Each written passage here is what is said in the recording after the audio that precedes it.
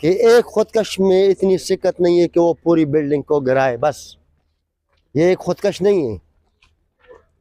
یہ ایک خودکش نے نہیں گرایا، اس کی تحقیقات ہونی چاہیے، اس کی تحقیقات ہونی چاہیے،